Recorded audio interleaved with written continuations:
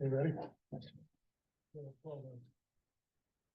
Meeting of the public hearing of the land use hearing for Morrow County to order. And it will be AZ-148-2 zoning ordinance amendment. Morrow County applicant. Morrow County Planning Department is proposing numerous updates to Morrow County zoning ordinance to incorporate Oregon legislative changes as well as various other code updates. Applicable criteria include Morrow County zoning ordinance MCZO Article 8 amendments. And before we get started, I will read the opening statement. Good afternoon. My name is David Sykes, Chair of the Morrow County Board of Commissioners. I will be presiding over this legislative land use hearing. Persons who wish to provide testimony may do so orally or in writing. Testimony and evidence must be directed toward the criteria described in the staff report and findings or land use regulation believed applicable. Failure to raise an issue accompanied by statements or evidence sufficient to afford the decision maker and the parties an opportunity to respond to the issue includes an appeal to the Board of Commissioners on that issue. Please speak only when identified by the chair. Please begin your testimony by giving your name and address. If you have exhibits for our consideration, please provide a copy to the planning staff. For persons participating via Zoom, please raise your hand or place a note in the chat so we know you would like to speak. If you would like to request the commission to hold open the record or continue the hearing, you must make that required before the public hearing, that request before the public portion of the hearing is closed. If the commission holds open the record, you may submit additional written testimony. This concludes the introduction. We will now open the hearing for AZ-148-23 zoning ordinance amendment Morrow County applicant. With that, I will turn it over to Tamara. Thank you, Chair. For the record, Tamara. What's that? We might ask if everybody online can hear us. Oh, if they could hear. Okay. Hey, Jeff, can you hear us? Might be able to, but let me see if I can get him. Dan, can you hear us? Well, I've got it set, so. Yes, I can hear pretty well. Yeah. I can hear fine as well, Stephen. Thanks, Stephen. Okay, thank you, Chair Sykes, Commissioners. So before we get started, yesterday I'd sent some texts out to Matt, and one of the replies back was that we might be dividing this up into a couple of different actions instead of one where addressed all of the issues. Because on the part where we're talking about the data center use in the port industrial, I will need to recuse myself so I don't get any more complaints filed against me, because data centers in the port would be doing business with UEC, with which I am a director there on. Okay. So I just want a clarification. Are we going to have everything all as one action, or will it be multiple actions? Okay. What's your response on that? Yeah, Chair, and Commissioner Winholtz, it's presented as a single action. We can split it up, bifurcate it, split it into multiple pieces. Based on the additional testimony I anticipate today and a very brief conversation with Administrator Matt Jensen, we might continue the entire hearing to a future date, and then I could bring it back in multiple parts. Does that help? Yeah, I just need to make it clear that, if it's doing anything, if it's not divided up, I don't know that I can participate in any of it, because it's all part of one hearing or action. If it's an item solely about the changing the data center use in the port industrial, then I won't participate in that part. Okay, well, let's move along and we'll keep that in mind. Or I will, when we're doing this, and we'll decide that then. Okay, thank you. Chair Sykes and Commissioners, for the record, I'm Tamara Mabbitt. I'm the Planning Director, and with me today is Landon Jones. And together we have teamed up to put together a packet of materials. We've been working on this since, in earnest, since September. And I included at that time in my September update to the board a summary of land use legislation primarily from 2023, but we also went back to 2021 and found one thing from 2019 that needed to be codified. And since that time, we had a work session with the Planning Commission in October. And then we had our combined November-December meeting on December 5th. And the packet that you see before them is the packet that was presented to the and approved and recommended for approval by the Planning Commission with a couple of exceptions, and I'll describe those. I characterize this primarily as housekeeping. I think some folks might have a little different interpretation of that. Dan Kearns might chime in when we get to that point. The cover memo I have that begins on page 3 of your packet, and if folks are following along online, on the top right-hand corner, we have numbering. And I do want to call out that in addition to the primary board packet, we caught an error on Tuesday after the packets had gone out, or maybe it was Friday after the packets had gone out, and we inadvertently copied only the odd number pages of 3 different letters. So the packet redaction, came up with a new term, is also on our website, and those include letters in full from Northeast Oregon Water Association, Kellington Law Group, and the Port of Morrow.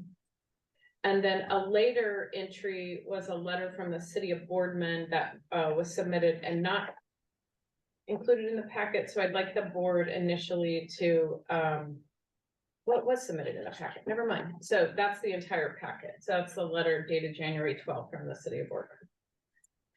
So if we add any new exhibits today, then we'll need to amend those to the packet.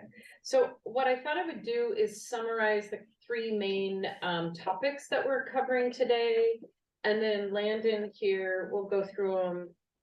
It looks like a lot of pages. It is a lot of pages, but he goes through it really quickly. So pays to hire those smart people.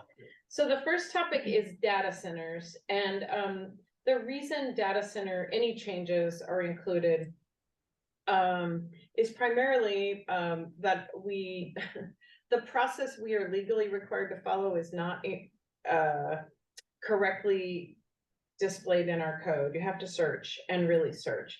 So after working with council, I had a meeting set up with the port, and they're super busy, as we know. They had to back out of that meeting.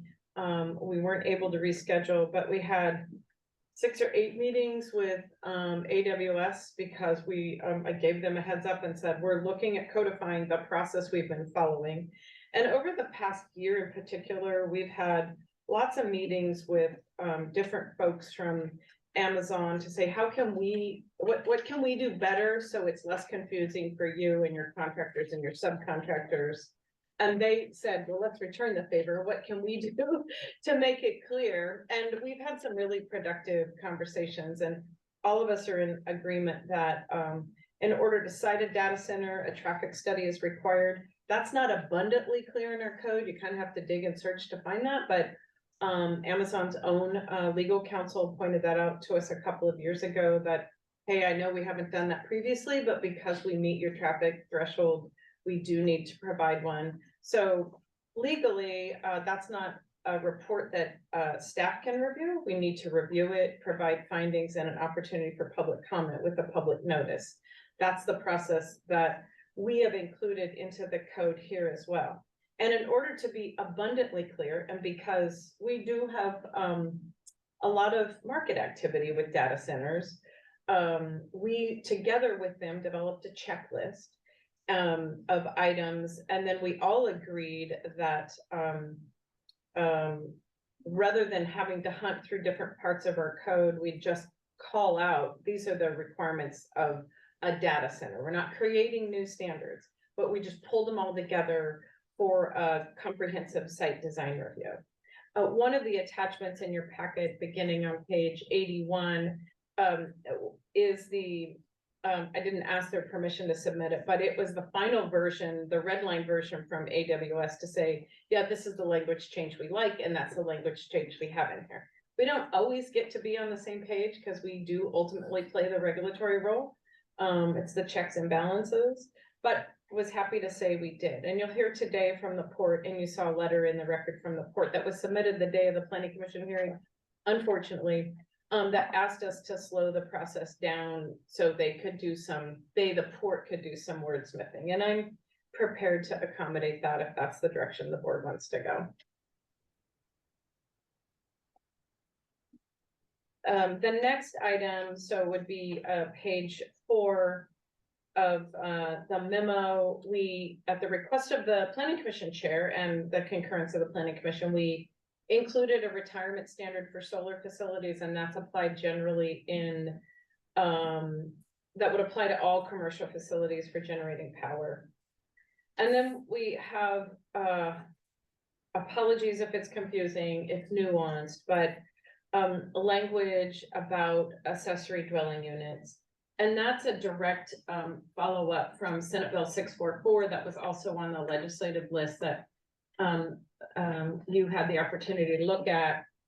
So we go from, here's a summary of the bills. This is what they look like when we include them in our code. And with accessory dwelling units, the legislature said a county may allow accessory dwelling units, and they define them specifically, which is in our code here. A county may allow accessory dwelling units in rural residential exception areas. And that means residentially zoned properties that are outside city limits and outside urban growth areas. At our work session, planning commission said, yes, we want to include those. When we got to the planning commission meeting, we heard a lot of testimony, and I know a couple of folks are here today to provide testimony about accessory dwelling units.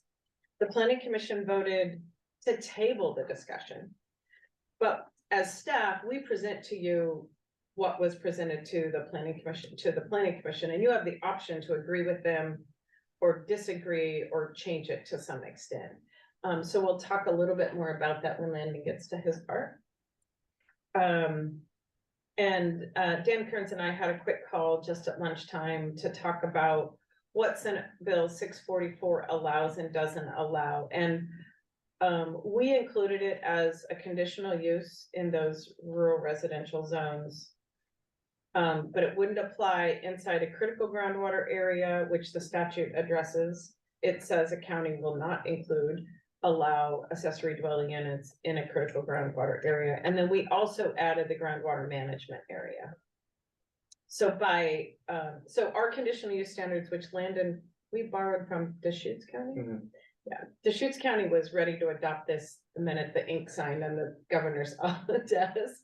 So we borrowed, like planners do, we loan those kind of things.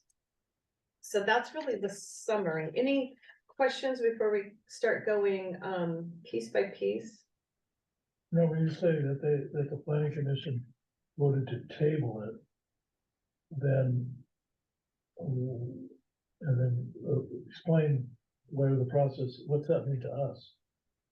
It means you can agree with their The decision. table, Yeah, that's right. Or you could go ahead and adopt it, or you can make some changes to it. adopt it without them adopting it before they adopt it? They just make a recommendation to you. And yeah, I know, they always do that. It's just that many times they do some, they do good vetting on it and things that we don't Yeah. do, so. Yeah. Citizen participation and stuff. So I'm just curious, where we're at if we approve something that they haven't approved yet. Basically. That's your prerogative, because you're the, I'm just trying to yeah. make sure I understand the process. we're going through, that's yeah. all. And I did include the draft minutes from the planning commission meeting. We don't Yes, I- normally, so you could get a pretty good sense of what the Yeah, discussion I didn't read all of it, but, what was the vote to table? Do you remember? What was it? Unanimous or? Unanimous -1? Okay, just curious. Now you're really testing me. No, that's sorry. okay. I know. Mhm. Just noticed. And- Yeah. And just one final point to Commissioner Winholtz, who's being, understandably very careful about how he deals with this.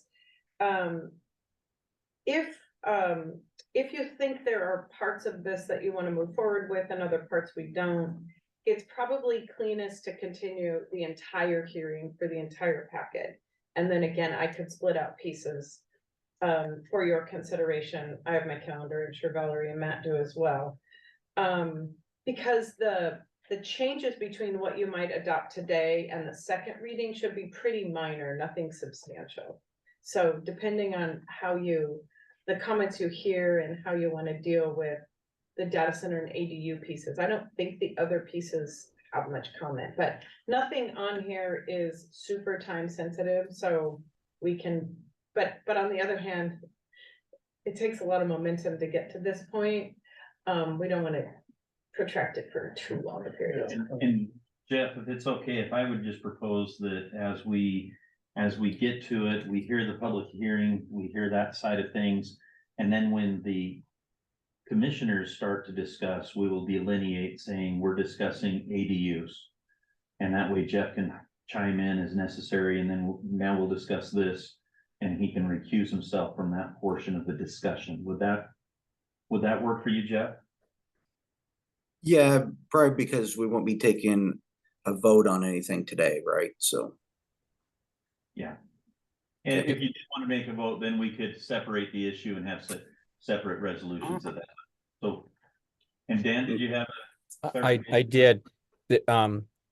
I agree with that. Keep it as a package while it goes through this process. If we need to at the vote, we can separate it. But also keep in mind that if there's a split at the end, a split vote, then under the rule of necessity, even if someone has a conflict, they can come back on to vote to break a tie vote. So I would advise Commissioner Weinholz to keep his ears on because he might get drugged back into this.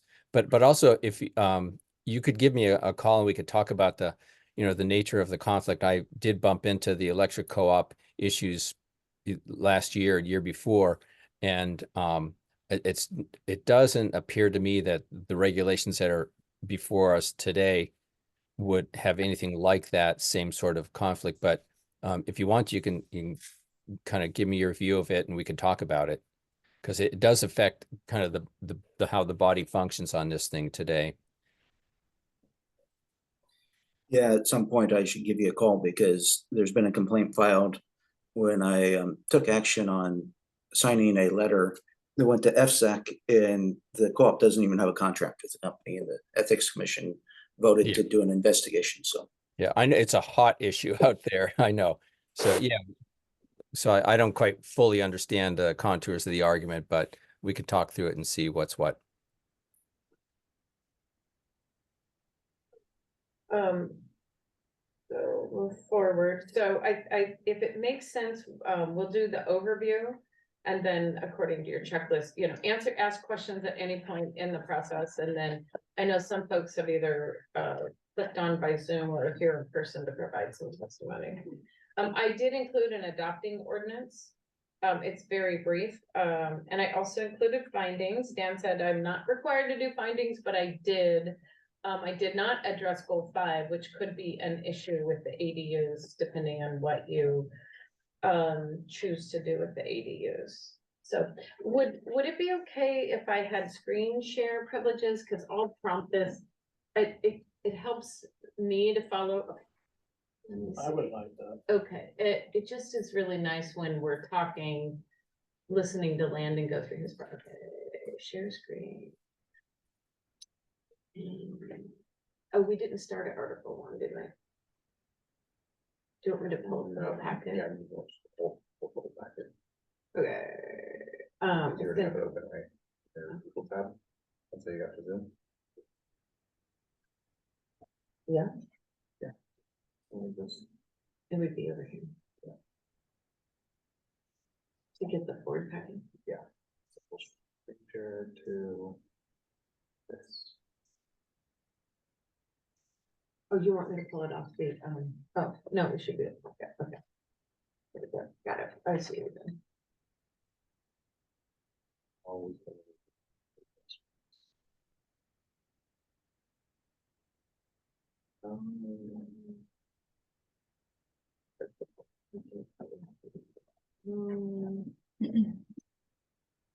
Full screen is up here. I think it's that little lower, you'll see the little play sign next to the folder. Yeah, Right that here? one. Right Yeah, here, I think that's it. here, like, Yeah. yes. Oh. Oh. Yeah, oh, sorry. Cheat sheet, okay.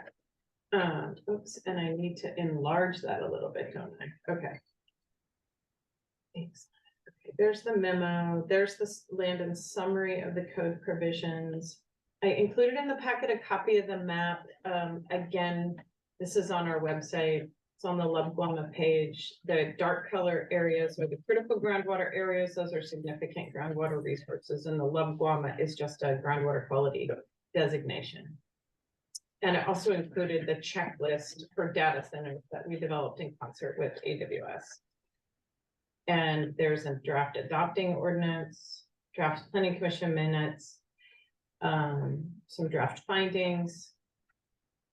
And here we go. How do I enlarge that?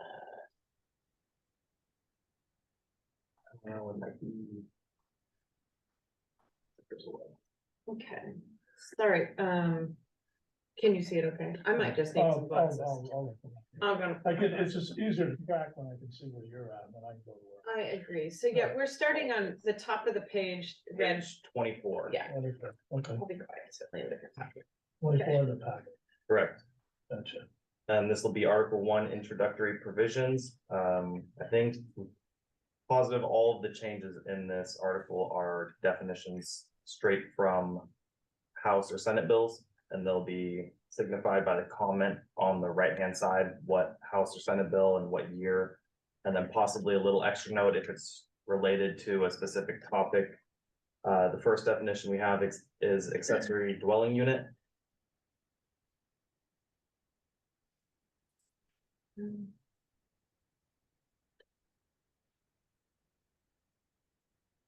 Brandon, oh, sorry, I'm supposed to.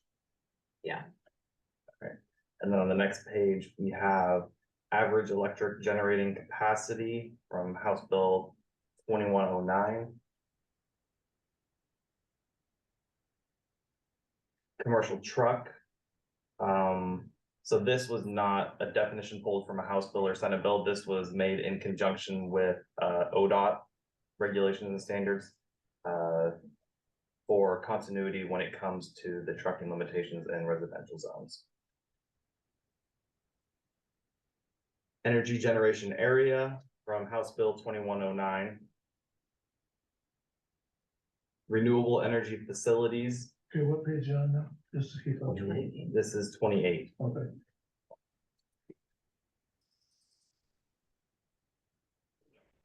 We have usable floor area from Senate Bill 644. And that is in relation to accessory dwelling units. And that'll be it for Article 1. do you want to pause there and see if there's any comments or questions about the definitions pieces? Jeff, Roy, do you got any questions? No, then I can't get mine to come up. Okay. No, we'll proceed ahead. Okay. And, Right. So yeah, page 30 is the start of section 3.010 exclusive farm use. And on the following page, we have confined animal feeding operations with standards from Senate Bill 85. And then the following page, we have the subject standards for the CAFOs, also from the same Senate bill. And that essentially says, the county has a review process and there's a setback the county could impose before setting up before permitting a capo adjacent to a residential area. We don't have those, but one could be proposed, so. be prepared. Yeah. The next page is retirement standards implemented from a combination of Umatilla County's retirement standards, as well as some from Senate bills. And that follows on to the following page as well. And this applies to all power generation facilities.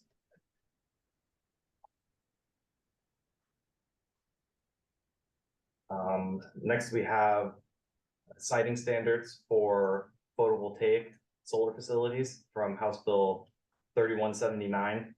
And this will be a lot of repetitive acreage changes on the following pages. So for high value, the acreage that could be permitted within the county has been increased to 240 acres. That was 120. It was 120. So higher than 240 acres of high value would go to the state in FSEC. Is that a choice, or is that a choice now, or is that automatic? A choice of the county or the No, developer?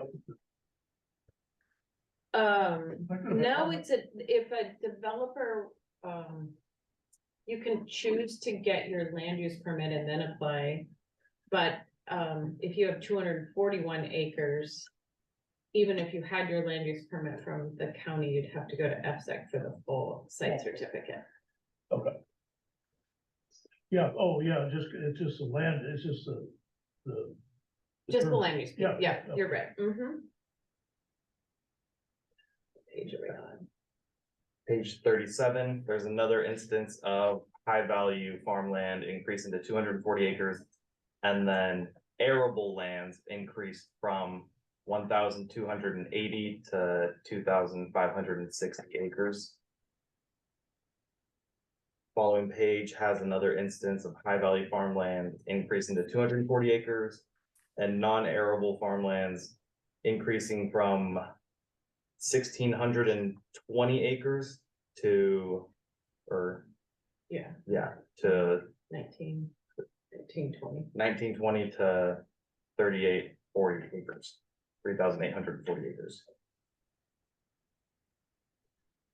And then the next page is just more instances of high value changing to 240 acres and arable lands changing to 2,560 acres.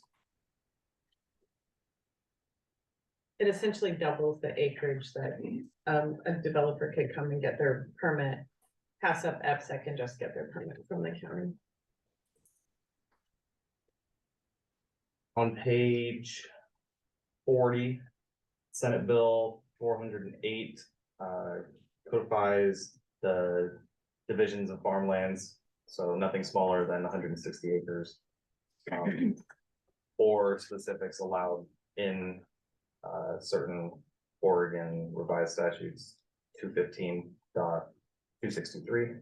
This essentially means if you have a conditional use permit for, say, example, a substation, and that's permitted as a 215.263 use, different number in our code. Once it's permitted, you could also partition that. And that's a common request. That's a what request? Common. Oh, common. The next page is the beginning of the forest use zone, section 3.020. And page 42 is House Bill 2192, where it essentially replicates the language for replacement dwellings in the forest zone to be the same as the farm zone. So any dwelling that was or is there can be replaced instead of having to still be there in some sense. If you can prove that it was there, then you can qualify for a replacement dwelling. When did these go into effect? When you sign. Okay. I mean, for the state, it went in January 1st, right? Bills on different pieces became effective at different times. Okay. Next we'll have the residential zones. All of the changes within these residential zones are going to be the exact same. So I'll give you a real detailed rundown of the first one, and then we'll just kind of skip through the next couple because it's repetitive, but I'll let you know which zones they are. So section 3.040, the rural residential zone. Accessory dwelling unit is added as a conditional use according to Senate Bill 644. And then limitations on uses, we've added the limitation for commercial trucks or tractor units on a residential property to be limited to one, as long as it is a personal transportation vehicle.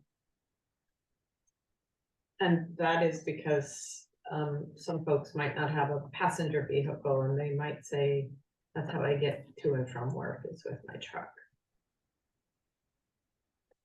And so those will be the changes throughout all of these residential zones.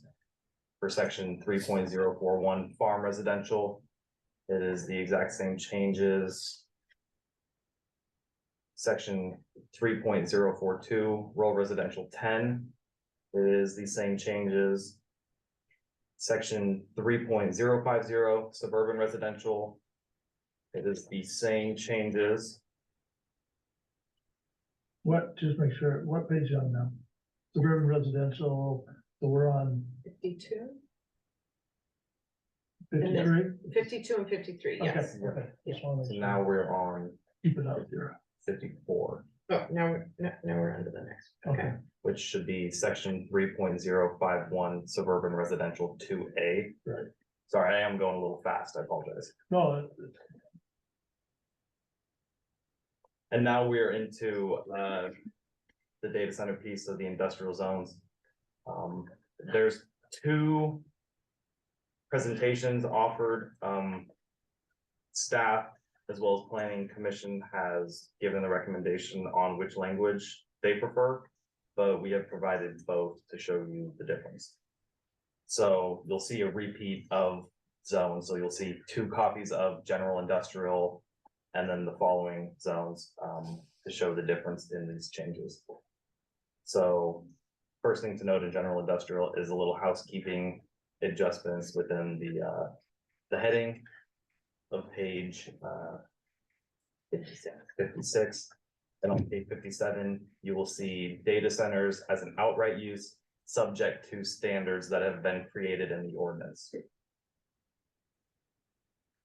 And then on the following pages, you see data centers subject to general conditions. So that is placed in the conditional use section of our code, subject to standards in Article 6 of our code. And those are going to be identical changes throughout general industrial, port industrial, and airport light industrial. We can advance all the way to page.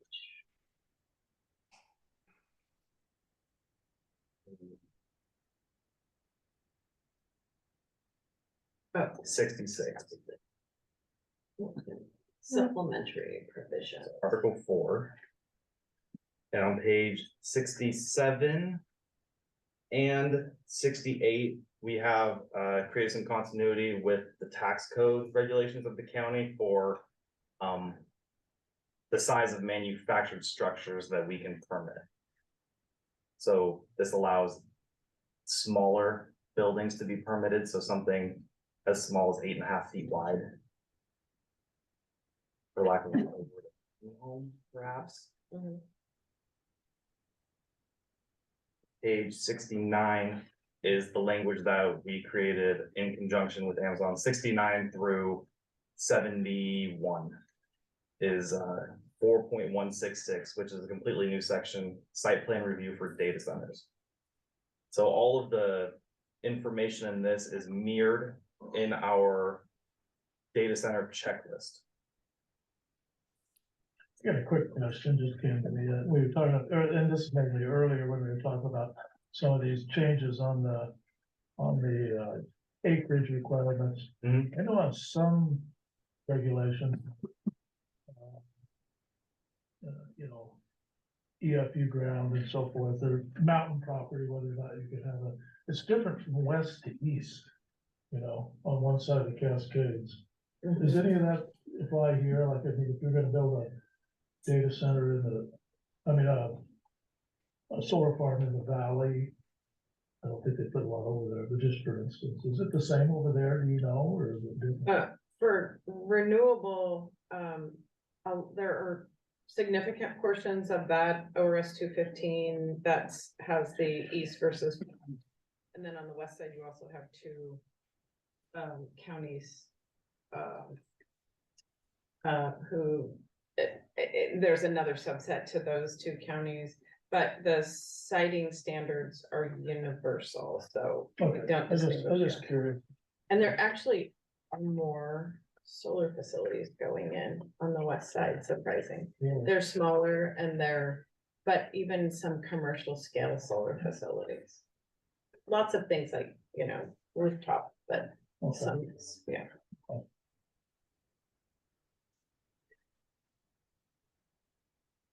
And it's important to note that section 4.166 is, while it's shown here as new, it's a compilation of all those pieces of information that we need for site plan review. We just called it out, so it's abundantly clear for anyone who is in that development business or interested in that development.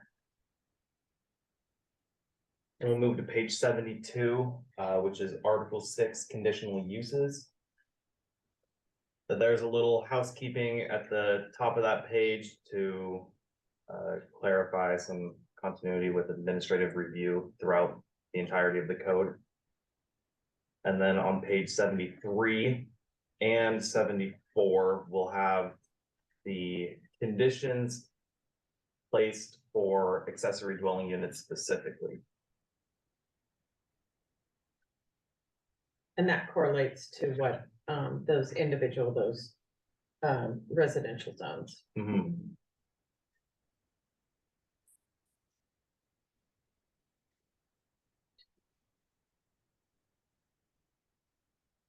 And then page 75 is Article 7, dimensional adjustments, temporary uses and variances. On the following page, we have adopted material that's now being codified, which explains that an RV can only be used for 6 months for a temporary use with, just for 6 months, not to exceed 6 months. And then at the bottom of that page and following on to the next page is language implemented from House Bill 2809, which states that a recreational vehicle can now be used as a temporary structure in the case that the dwelling on the property has been destroyed from natural disaster.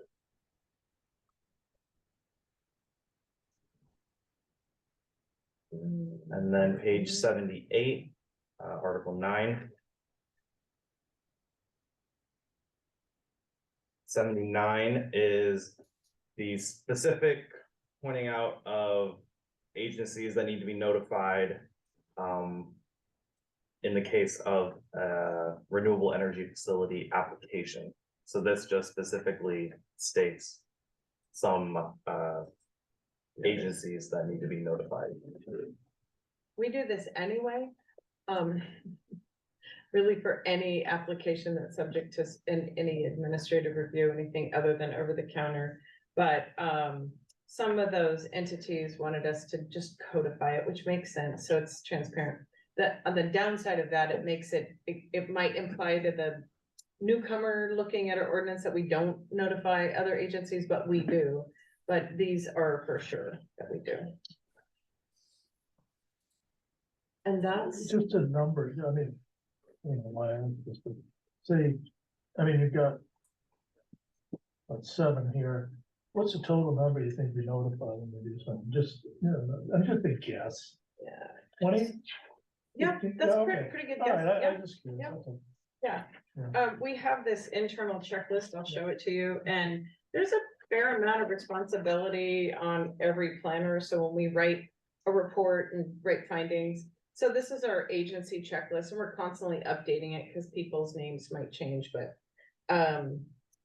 it's always safe to over notify rather than leave somebody out. And those are just agencies. And we also, if it's for a specific piece of property, of course, notify adjoining property owners. Sure. This was legislative, so we did not notify adjoining property owners because it would be the whole county, right? So we, we did publish it in the Hefner Gazette and the East Oregonian. Okay. Yeah. So, and I'm just thumbing through there, some of the language and the other materials we included in the packet.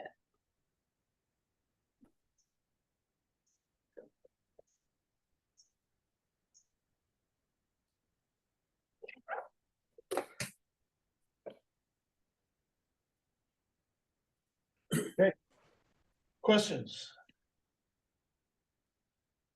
Yeah. Any questions?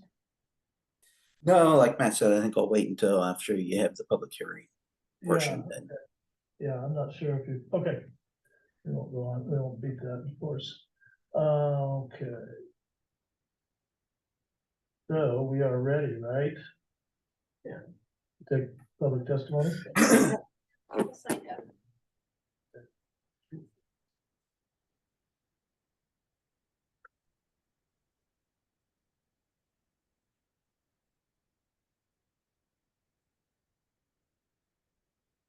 Okay, we'll open the public hearing, and first I'll call for proponents or persons in favor are invited to comment or provide testimony and evidence. Is there anybody in the room that's a proponent or in favor? You can speak at this point. Which issue? The whole package, right? Yeah, this is difficult because, Yeah. you could, and we have such a small group, just as long as you allow anyone who wants to speak and then a rebuttal, I think you There's could go. nothing, I mean, what do we got? 6 online, 1 people. I think probably 2 or 3 who want to speak on it. Yeah, Dan says what to say. Also, because this is a legislative matter, there's no pro con. It's just like anybody with any comment is a perfectly appropriate approach to testimony. okay, so I don't call for pro or con then. Is that right, Dan? Yeah, no, it should just be anybody with any testimony or comment on any aspect of the package, rather than pro, con, or neutral. The pro, con, neutral is more for a permit hearing. Okay, Yeah, that's yeah, I should have changed that. okay. All right, well, I just open up the hearing. Is there anyone in the room that wants to give any testimony? And we have 2 people signed up right now. Okay. Yeah. Well, I'll let them, if they want to speak. Just state your name and your address for the record. Robert Levy, Post Office Box 69, Echo, Oregon, 97826. We farm south of Boardman, Farm 2, and another farm across Bombing Range Road on the old Eastern Oregon Farms property, but on the east side of that highway. Not to be disrespectful, but just because the legislature passes something doesn't mean it was well vetted or well thought out, or that they considered all of the nuances that of what they do. So I think it's up to the county and the county planners to exercise good judgment. And I'm specifically here to talk about accessory dwelling units, not the data centers or not the data centers. We're certainly not unique with regards to nitrate problems in groundwater. And I bring it up because I think it's significant to our issue. There is a large area in Arizona that has no agriculture and is only has septic tanks, and they're having the same problem we are with regards to high nitrates in well water. The existing problem here is being in the Laguama, is being addressed by many of the state and county agencies. Morrow County, Umatilla County, Oregon Health Authority, the agricultural community, the governor's office, DEQ, and a great big organization that's the Laguama Committee that's been studying it for years and years, trying to come up with solutions as to how we address and fix the nitrate problem in groundwater. and I think we all realize at this point it's gonna take a long time. So I still believe, and have testified and mentioned it several times, that the first thing we should be concerned about is human health and safety, and not having people drink water that's beyond some reasonable safety standard, which I'm beyond some reasonable safety standard. We I don't think we're quite sure in a practical sense how we're going to do that, but we do know that the groundwater problem is caused as per what the Lama committee has figured out, is agriculture, CAFOs, septic tanks, and small rural residential farms. Many of us that have been here for years and years can remember the push to put in outside the urban growth boundary. The septic tanks with small development. So 6 or 7 residential areas or 6 or 7 residences on a street, all with a well and a septic tank. When those septic tank systems and wells were drilled, we know that they were probably in compliance because the county sent, DEQ sent somebody out to inspect the septic system as it was installed. The wells that were drilled may or may not be, and certainly those septic tank systems by now could have fallen out of compliance with regards to drain fields, the size of the septic tank. And we know now more about the water underneath those septic tanks is very, very high in nitrogen. And we know that the thoughts have changed about where that water moves from the septic tank. We know now that we didn't know back then, that instead of that water out of the drain field coming up, most of it goes down. If there's been any problem with the drain field and somebody's drug a ditch across one to put in a power line or an extra water line, then that drain field now, instead of, it just goes out there and goes right straight down the ground. Works good for a drain field. Doesn't work good if your well is very close. I was reminded that one of the people that testified at the planning commission hearing was in that type of neighborhood.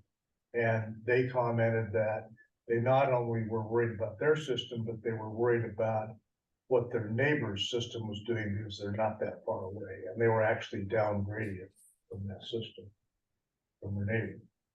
So I have concerns about the septic tank systems and how they add to the problem and how they're not monitored. We know that certainly CAFOs and the agricultural community have been placed under tremendous pressure to be in compliance with new and changing regulations by DEQ and overseen by EPA. And so we know that at least initially they're trying to do what they can to fix the system.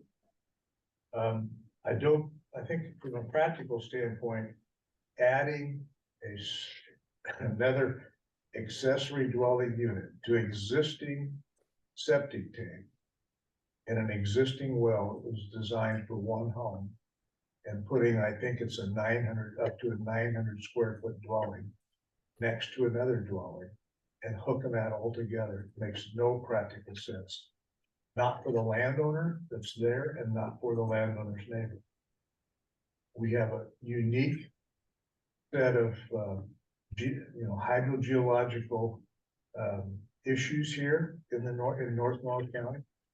It changes from area to area. There are some people who are on basalt wells that don't have a problem. There's people on sandpoint wells that have a really big problem. And like you said, everybody's spending a lot of money to try to get people off of water that has issues. I would encourage you to not approve accessory dwelling units inside the critical groundwater area, which is the basalt area, and inside the Lama, which is the area that's being addressed by the counties and everybody else with regards to water quality issues. I also would ask that you hold the record open so that we can make additional comments after this meeting, in light of the fact that this meeting was, maybe called, we certainly didn't know about it until yesterday. And we thought that we had, crossed this bridge with the planning commission a month or two ago, that, this was gonna be tabled for a while, so I'd ask that you hold the record open. That's all I have.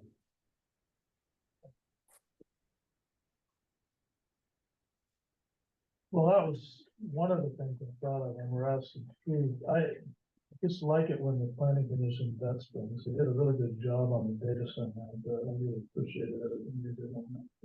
Made it very easy to approve it, and I agree with him on that. And tell me, Tamara, okay, as we move into hiring the engineering firm to begin looking at the Wigwama, identifying the cause of nitrates in different areas, right?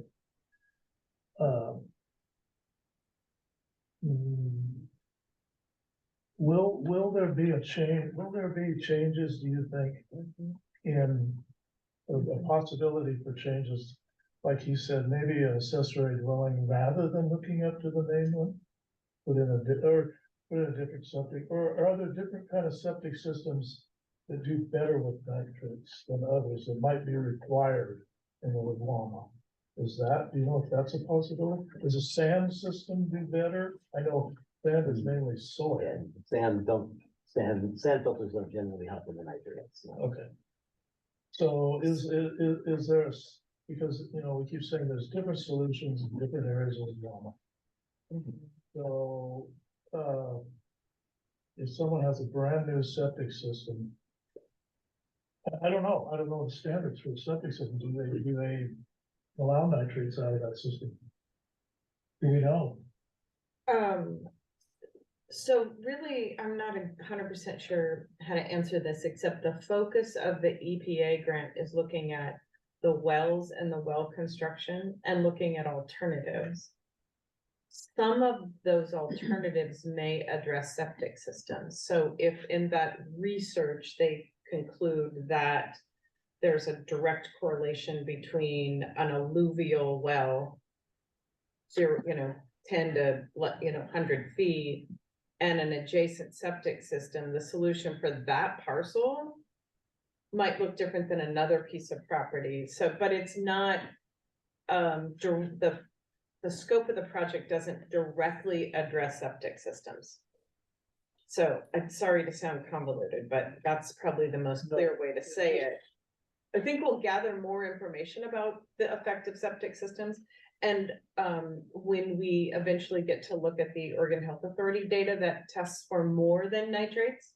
So if you have a strong correlation between coliform and nitrates, high probability that it's related to the septic system. But if it's low, then we don't know. And I think over the course of the next 3 years, we will know a lot more about that. Well, if you find in the study with the engineers, that certain areas, I mean, different, like he said, different things come from. If you find, okay, septic systems are a high contributing to nitrates in this particular area, will zoning restrictions not follow that? That says either no more building or I would say the other work that we're doing internal to Morrow County is the Water Advisory Committee. And on the long menu of policy considerations, one of those is to take a look at our Goal 5 and our Goal 6 chapter in our comp plan, which could very well lead to limiting residential development. Right now, the minimum lot size in a rural residential parcel is 2 acres. I'm not exactly sure what that would look like, because then we run into takings of private property rights, right? If you downzone property, but it might mean I'm not exactly sure, other than that, what it would have for zoning. I think that, those policy considerations together with the EPA work, could give a better picture of where not to rezone property for residential use. So when somebody comes with property who might have a farm zone property, to rezone it to residential. If it's in a Guama, probably better to leave well enough alone and not rezone it to allow a number of dwellings in that area. So we have different paces and different focus of some research that's going on. Plus, one of the Love Guama subcommittees is doing through OSU some really good research to address what that aquifer looks like down below. And if that will probably be done in the next year or so. And if we, that group identifies some sub-aquifers that are isolated from others, then maybe one or other of those aquifers are better suited for residential development. But that's projecting into the future if we rezone land, and you and I know that's really difficult to do. Yeah, it's difficult, but everything you're doing is projecting to the future at this point. It because is. Nobody has done anything with the nitrates per se. I mean, as far as an extensive study like, Now, is this, like he says, is this driven by the changes in state law, or is this a local thing where people are saying, we want more accessory dwelling? So at the October work session, I fully expected planning commission to say, let's just not even deal with accessory dwelling units because there's so many concerns about water. But they didn't. They said, we do need more housing, and the intent of the governor's priorities and that Senate bill was to create more opportunities for housing. There are lots of opportunities for housing inside city limits that are served by municipal systems. This seems to me is a perfect setup for what planning is all about, protecting the water system, but not too many septic systems. I don't know, that's just my gut feeling, And our neighbors to the east aren't even touching it, so. Yeah, well, they can drink the water, I guess. Well, that means they're not even They're not proposing proposing accessory it. dwelling units. Yeah. I just Oh, presented I see it what as I an thought you said option. They were just gonna pass it on through. No, Okay. no, they're not even gonna, I think that was, Would you, okay, so tell me again, this is the table by the planning commission. yeah, they said table, they went through a lot of iterations and they said, why don't we table it till we know more about water and groundwater? I kind of agree with that. Well, and I think, that- Did you testify at the planning? Yes. Okay. And we also have Mr. Levy's lawyer's well-written letter in the packet as well. Yeah, yeah. and I mean, I see this, we are working on a engineering investigation, if you will, or whatever. Maybe, that I think is gonna bring forth a lot of information that would help us make a good decision on ADUs at that point. I mean, it may be 2 years down the line, but I think that we really need to have all of that information that we can get before we make a premature assessment on ADUs. Jeff, you got anything to weigh in on this? And then Well, Jared- We'll get you. Go- Yeah, Jeff. So did you want me, or did you want anybody else in the room or anybody else on Zoom want to testify? Then I can weigh in.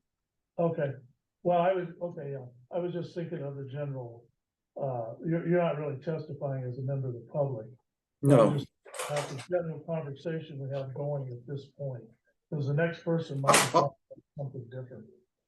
right. I'll wait until I have comments, but I'll wait until everybody has a chance. Okay. JR, yeah, you want to comment? Are you wanting to testify, JR? Chair Sykes, I just wanted to say a few words. We have some written comments on the record, but First I was, JR, first I wanted to kind of wrap up the talk about the accessory dwelling units, if we could. And did you have anything to address specifically to that? yes, that was my purpose for being on. Okay, good. Go ahead, yeah.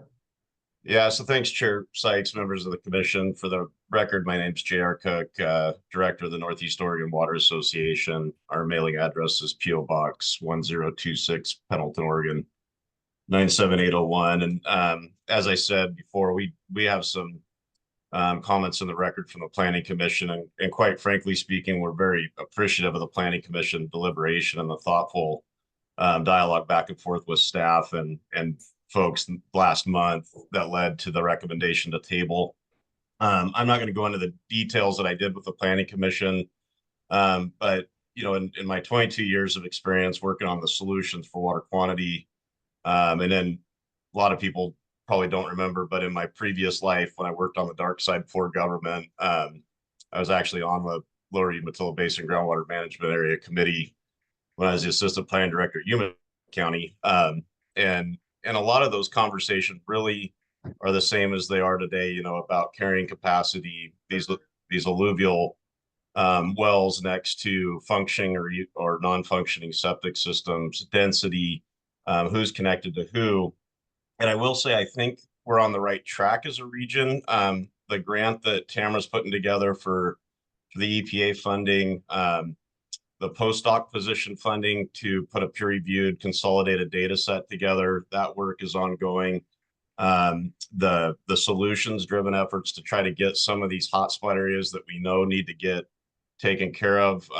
You know, projects are being looked at, as you just explained, the engineering firm.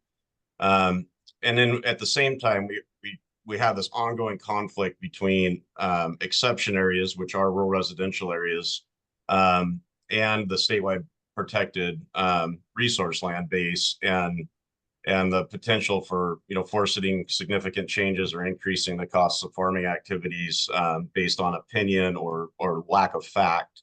And the state regulatory agencies are doing that as we speak, as you all know. And so what this all boils down to is I don't think that this is a request or, you know, a full-blown request to do away with ADUs indefinitely. But we'd like to support giving this the time to get through these plans, get these scopes of work, figure out these funding structures, and really get the data to better understand, you know, is this truly a nitrate migration problem, or is this an existing plume? And quite frankly, in some of these higher density areas, are these septic systems and folks just recycling their own poop water? And every time you flush the toilet in a high nitrate area, you're adding 60 milligrams per liter in through your septic, even if it's functioning properly. Are we ever going to clean those up with the current densities that are out there? And so we would like to support giving this the time. You know, again, we support the Planning Commission's recommendation to table this for now, not exacerbate the problem by adding more densities, and just getting a better understanding of what we can do to not only fix the current density issues, but also potentially, you know, identify, as Tamara said, areas where additional rural residential development could be sustained at what density, and ultimately, you know, at what level of treatment. And to answer your question about the septic side, there's a really good editorial January 7th in the Bend Bulletin. You're not alone in dealing with this. The Bend Bulletin editorial about the nitrate issues in the Deschutes Basin didn't mention agriculture once. It's 100% tied to rural densities and septics. And they've been, you know, experimenting with requirements to require advanced treatment technologies. They're acronyms ATTs, but those ATTs are, you know, new technology, you know, so to speak, and they're supposed to be, you know, better for the environment, better for leaching nutrients through your septics, but they come with their own problems, such as, you know, brine and brine disposal and those things. So I guess this is a long-winded way of saying we support the tabling and the ongoing discussion, given this time to work out some of the details through the various planning processes and grants that the counties have going. And now,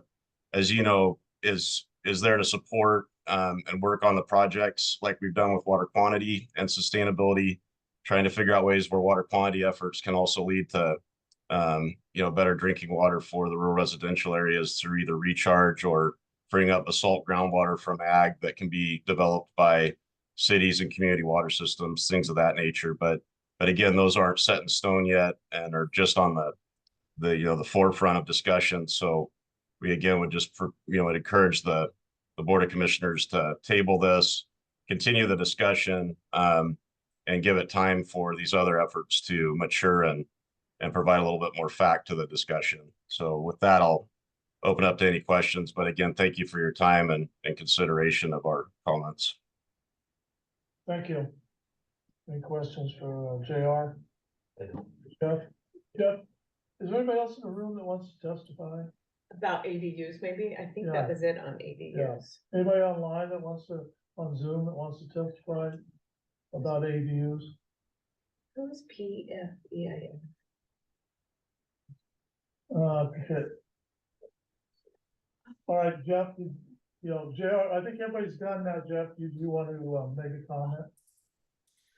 Sure, and I guess my comments are gonna be, I understand that where the point of view where they're coming from with the comments that have been made. But, I guess I do have a problem with is I don't know that it's a problem of the additional unit, it's the density of the household. Because I'll use the example, Melanie and I, just the two of us live in a 3-bedroom, 2-bath house. We can move her mother-in-law in without, or her mother, my mother-in-law in without any thing. But if we wanted to add an ADU to give her kind of her own space, the loading on the septic system is the same. But we aren't going to allow that. I guess my next fear is that if we're limiting, not going to allow someone to add 900 square feet of living space, that means that I can't come to the county and do a remodel onto my house and add 900 square feet. I mean, is that the next step? So again, we have our 3-bedroom, 2-bath house, and I want to add on another master bedroom and master bathroom for my mother-in-law. Is the county not going to approve that? That's the slippery slope I see by going down by not allowing ADUs. Like I say, I do understand the concerns about nitrate loading, but it isn't the additional square footage. It's the number of people in a household or whether or not that system's functioning. We could have had 6, 8 kids, and that loading on our 3-bedroom, 2-bath house would be far greater than my mother-in-law living in an ADU next to my house. So that's the only comments I have. And, that's not able to be regulated by the county. That's right. Plus, the properties are sold and changed hands. You might have 3 people in a 3-bedroom house with an ADU, and they'll sell it. And the next thing you know, you got 8 people, 10 people. You just don't know how many people are living in there, or what the load on the system's going to be. That's my thought. Is there any zoning? Is there in the counties? It seems I remember that you divide some things up if it's in the Leguama or isn't, between South County, say, and North County. Yeah, so the conditional use standards on page 73, if you want to allow accessory dwelling units, the language that's in front of you would not allow them in the Leguama. So it means you could allow them in other parts of the county.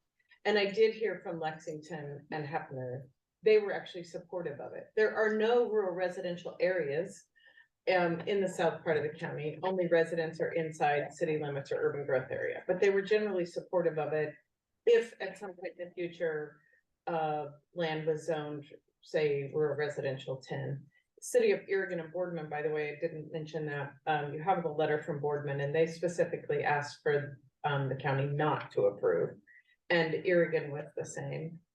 At least inside the urban growth area, and that's their choice, right? So that's another consideration. Yeah. Because I can't see why it would be necessary based on the problem put before us to restrict it in one area that doesn't have the problem, given the fact that we're all cognizant of the housing shortage that we have. You hear that all the time too. People, can't move here, can't live here. So, is it a problem? Are you just allowing it in an area that doesn't have the problem? Does that That sure makes sense. As a practical matter, even if we adopted this, there are no rural residential areas. I know, You you know the real I estate get it. market well. So Yeah, I get it. so it's not really they're not missing out on anything because they really don't have that option. Yeah. They're allowed to do that in their city limits and their urban growth area if they want to. Yeah, you're right. I don't remember the last time one was done.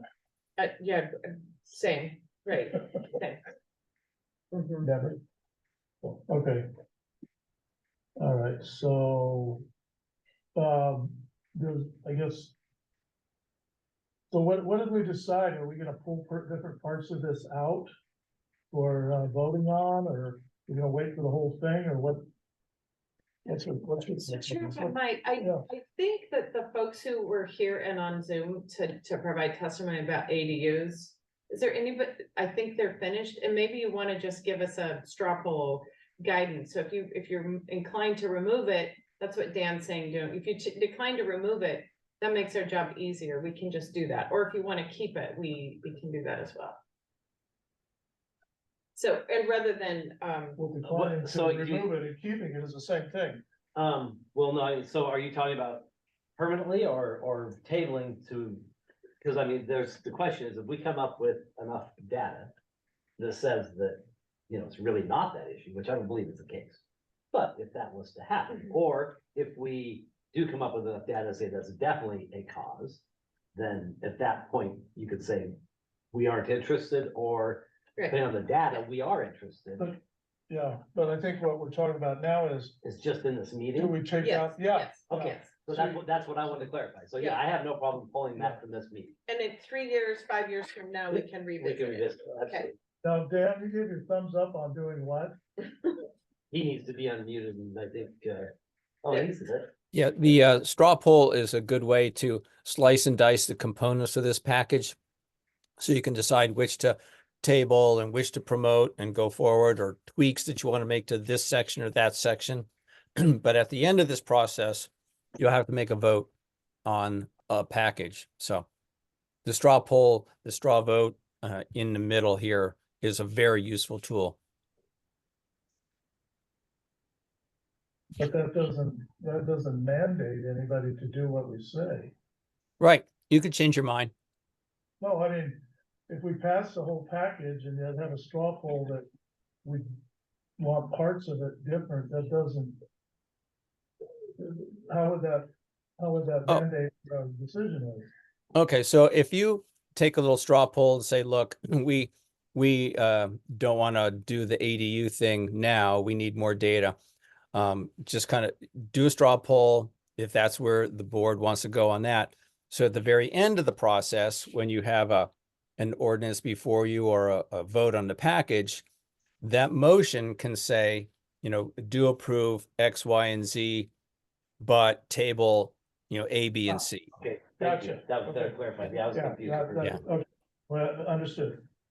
So I'm okay with that, or is Jeff okay with that, or I mean, the straw poll, I guess. What do you think, Jeff? Yeah, I'm okay with that. So straw poll says, To table the ADU piece. Okay. Yeah, the only piece that I'd like to have is to include the definition of it, because we get questions about an accessory dwelling unit. And if we have it defined and it's not a use allowed, then we can say it's not a use allowed. Otherwise, people will say, well, you allow dwellings, do you allow this? And we're working really hard to make sure. we don't want ambiguity. Will you allow the straw poll to be amended, Jeff?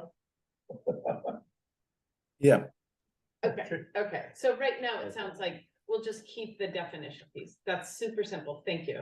And I think the other folks online and here might like to talk about the data center piece. Okay, yeah, moving on. Well, let's ask anybody in the room first. I'd like to go that way. Wants to talk about the data centers, part of it.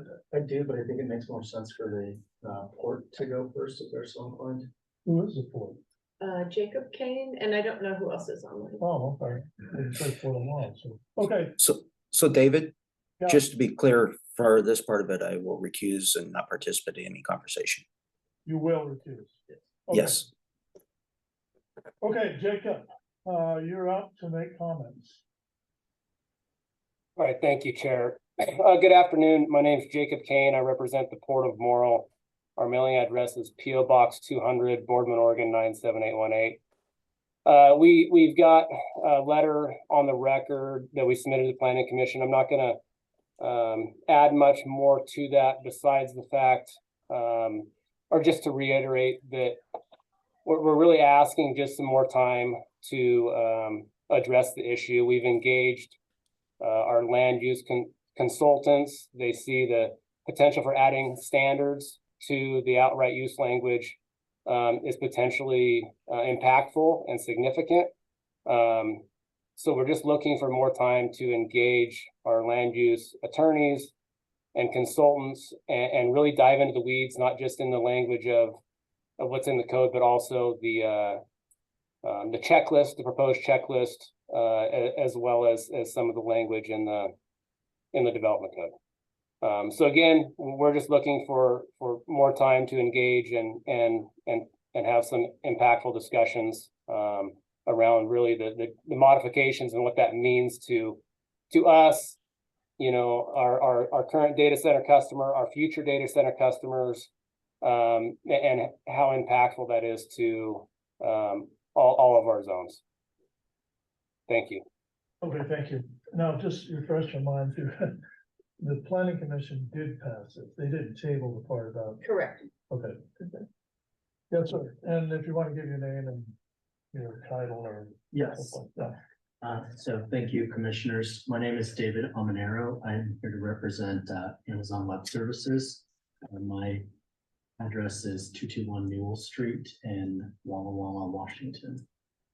And so I'd like to echo what Tamara said and what our earlier testimony to the planning commission said, with that we collaborated very closely with the planning staff to come up with some language for your review here. Since that time, we understood that we didn't know all of the effects that would have on our major development partner here in the Morrow County, the port. And we want to join with them to ask you for more time to consider language that this kind of works for everyone here. Yeah, I guess that's pretty clear on that. Thank you. Thank you very much. Appreciate it.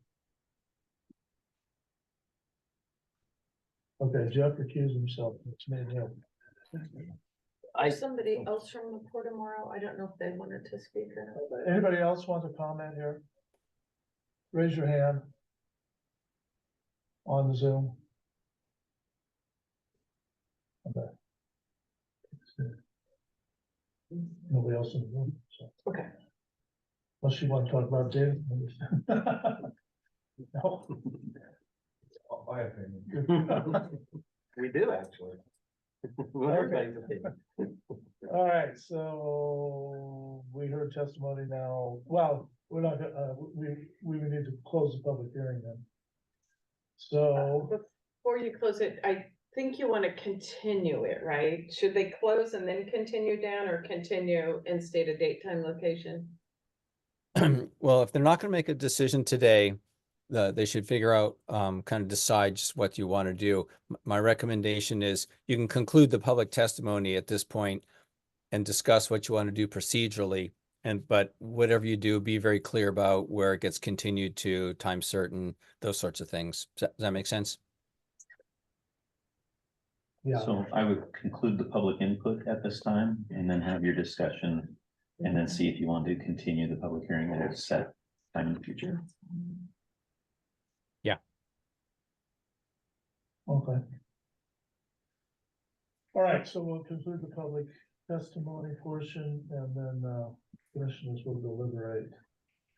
Do we want to continue this hearing? So at this point, I'm not prepared to make a decision, so obviously I want to continue it. My question would be, how far do we need to continue it out to be able to get the information that these individuals who are looking for more information? Is that something we can get in 2 weeks? Is that something we can get in a month? We can get it tomorrow? So to continue to a specific date for me is difficult to do, unless by doing so, we pressure them into getting the information. Yeah, I get it. Right, so. I understand. What I don't see is, why wouldn't we just vote to table it, which kind of shuts it down. Let the planning commission do their thing and bring it back in the new hearing. Once they've passed it, rather than us trying to keep a hearing open on something that the planning commission has. I want to hear the planning commission's input on, well, you say they've already passed the one, especially on his. Yeah, so I think, two Well- different things. So you have a multifaceted set of amendments here. And your straw poll, the direction I'm hearing is your straw poll is, when we need to pick a time to continue this, we'll continue the whole thing. But staff will come back with language that just takes out the ADU part. And then in the interim, we could work with AWS and the Port of Morrow, any other stakeholders who are interested to refine that language about data centers. I think all the other stuff is pretty clearly housekeeping, but rather than moving forward with part and not the whole package, we would pick a date certain for the entire package, but set it out far enough so that it gives the parties some time to work with us and give us their input. No, I mean, That makes sense. Yep. she knows where we want to get. to. Right, right. Okay. And Dan knows where we want to get it, so, get us there legally, Matt does, everybody knows where we want to go. so. Okay, yeah. Jacob has his hand up again. But Jacob, okay. we close the public Testimony. testimony. Just the testimony, Yeah. right? So Yeah, it's I- like that- I just have a procedure question. It's not testimony, if that's okay. Yeah. From a procedural standpoint, now that the public testimony is closed, does the record remain open? So as we're working through our Yes. our differences with the planning commission or with the planning department or our client or whatever that is, how do we submit, information correctly to the commission for you guys to review? Okay, yes, Tammy says the record will remain open. Okay. And the record will remain open for that, whatever duration you guys pick, not the, 21 days or whatever that is, Tamara. It'll remain open until whatever time they pick. Yeah, and clearly on the record, the board is, I'm guessing, directing staff to work with the parties. That means, we'll set up a meeting and all of us can look at that language and wordsmith it.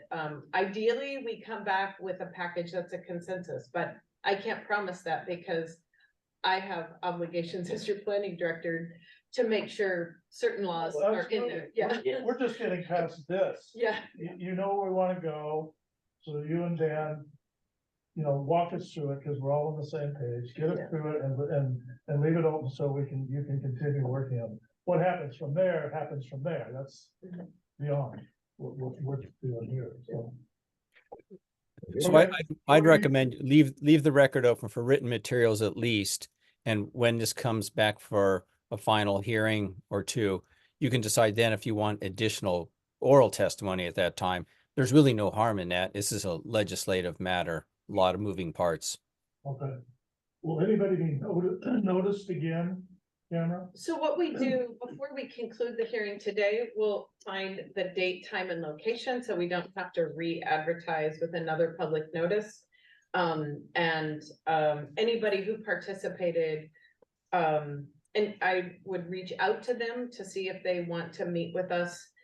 And we'll have to set up a meeting or two, and then understanding that whatever date you pick, I have to have all those materials posted on the website 7 days prior to the hearing, allowing parties time to rebut or to review it. So there's a chance there may be more people who might want to testify verbally. Sure, And, yep, and I want to leave that open if possible. sure, you bet. So, and Dan says what we're doing does that. Yeah. Okay. That's an appropriate process, especially for legislative. Okay. So what are we doing? Is there a motion to do this? So, Mr. Chair, I think we need to look at our calendar. I have my calendar. Up on mine right now. And we could schedule it, post-schedule on a Board of Commissioners date in the afternoon, like we did this. It could, I heard February was too soon for you, Jacob, but would March 6th or March 20th be reasonable? We were talking a little bit about that and trying to figure out how much time we needed and really 60 to 90 days would be awesome, Tamara. that would give us enough time to address everything. And if that puts us into March, yeah, it would be a March date, that would be adequate. Well, what's the second Wednesday in March? No, wait. The third Wednesday is the 20th. The third is the 20th. 20th. That means that we need to have a meeting or two in February or sooner. And that the end of the first week in March, I'd have to have a final product that I'm gonna present to the board. And clearly the objective here is to come up with language that all the parties agree is workable, suitable, and legal. Okay. So do you want to schedule it Well, yeah, and I would also, a work session March? well, I would also allow the planning commission to talk about this and do their thing on it. The planning commission is good with the data center language you have Not the in front data of you. center. Well, the ADU, you already told me, let's push it out 3 to 5 years, and that's what the planning commission said. Yeah, that's what I know the data center's already been passed, already been done and all that. It's just, it's between the port and Amazon and you to work out the data Yeah, center part. okay. I just want to make sure that the ADU part is pushed out. Or the planning commission, if they need to vet this further, I really would like them to. But For the that's- ADU piece? Or yeah, the- because they tabled it. That's right, yeah, I think that's my understanding without a formal motion is they've tabled it, you've given us the direction to table the ADU piece. Yeah, I don't necessarily want to pass something that they table. I want them to hold their hearings and do their due diligence on it. Yeah, before we do it. they're done with it, and I'm gathering you are on the same page with the ADU part. And the data center piece with working Yeah, some I minor got that, details. I got that, yeah. Okay. Okay, so I entertain a motion to continue the hearing to March 20th. So Matt and Valerie, does March 20th work, in terms of, land use hearing in the afternoon? You already have another work session? Had a work session that I wanted to review with the commission on that. It's regarding tourism. Wanted to come through and workshop how we wanted to approach that and go on that. I think this would be a big issue to group with it, but if we wanted to flex on the tourism one or that, but I wanted to have that workshop before we get too far along in the budget cycle.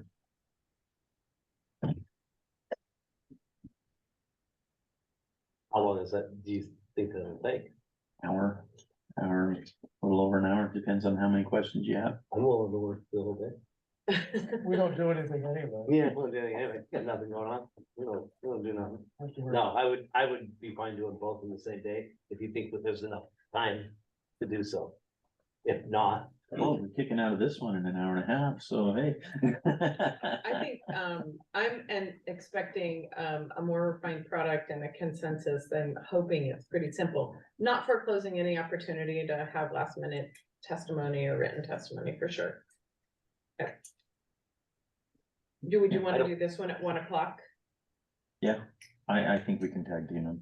We did tell her that, in looking at it, that we'd wanna do it up here in Irrigon. A little bit easier on a few things, and then, that we might be hooked onto another, work session, so I think we can do both. And likely the only people testifying would be the Yes. AWS and Yes. the board anyway. I mean, Yeah. it's not a big public, yeah, okay. Mhm. Okay, So your motion would be to continue the whole hearing to March 20th, 2024 at 1 o'clock here at the Don Adams Room in Irrigon. so moved. I'll second it. Moved and seconded. Further discussion? All in favor? Aye. All opposed? Motion carried. Thank you. Good work. Okay. For the big package. Thank you for your work. Well, thanks for getting through it so quick, Landon. Been through it a couple times. I've got a hard time just punching the button fast enough to stand. so- Yeah, he knew this Yeah. thing inside and out, like. He's been reading it. Okay, so with that, any further business come for this hearing? All adjourned. Thank you. Thank you all. Thank you. Thank you. Take care. Thanks. Thank you, Dan. Yeah, see you guys. I know we have too much.